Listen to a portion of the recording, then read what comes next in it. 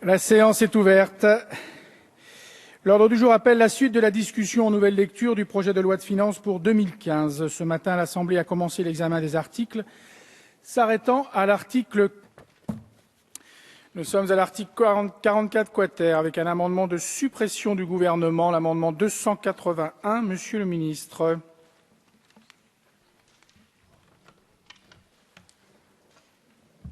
Il s'agit de l'un des trois dispositifs adoptés à l'initiative du président Carrez, puis qui ont été repris ou modifiés par le Sénat concernant les organismes de gestion agréés.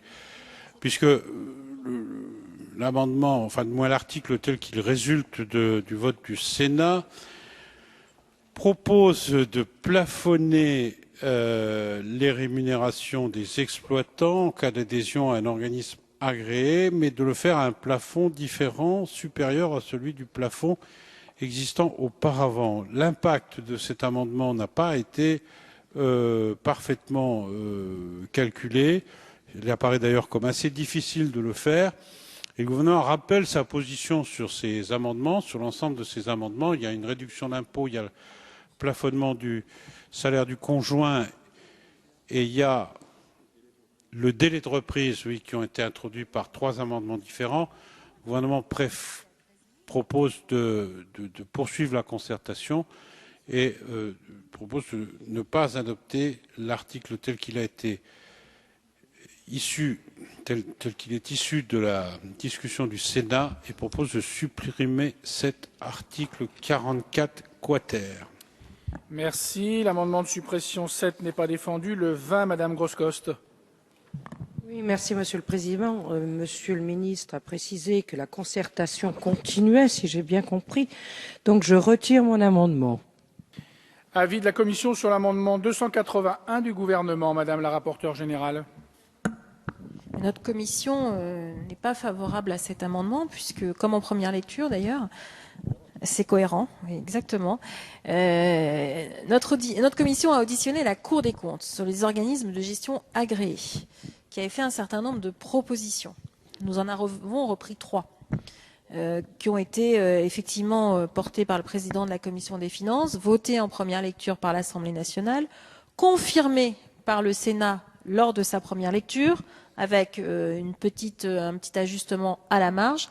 Donc je me vois mal, alors que notre commission l'a confirmé, alors que ça a été confirmé en première lecture de l'Assemblée nationale, confirmé par le Sénat, avoir une position contraire à celle que nous avons adoptée jusque-là. Donc c'est un avis défavorable à la proposition du gouvernement, à l'amendement du gouvernement.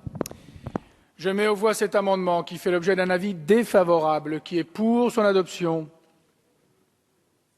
Qui est contre? Il est rejeté.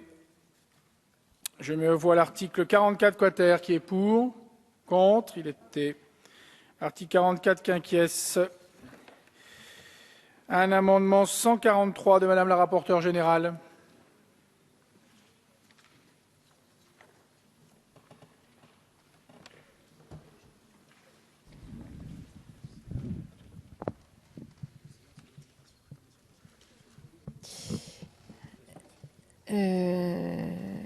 Alors, donc cet amendement vise à rétablir le texte de l'Assemblée nationale. Ça porte toujours sur les organismes de gestion agréés.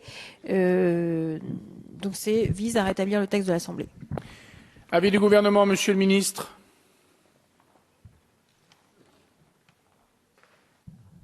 Oui, je comprends la position de la Commission qui est dans la cohérence de sujets qui sont issus de ces travaux. Et vous aviez supprimé la réduction d'impôt, le Sénat l'a remis et vous proposez de la resupprimer. Le gouvernement, lui aussi, souhaitait être cohérent. Il n'était pas favorable à ces amendements en première lecture. Il ne l'est toujours pas. Du moins, il n'était pas favorable à cette suppression en première lecture. Il ne l'est toujours pas. Donc, le gouvernement est défavorable à cet amendement et souhaite poursuivre le travail avant que de décider. Donc, le gouvernement est défavorable à cet amendement.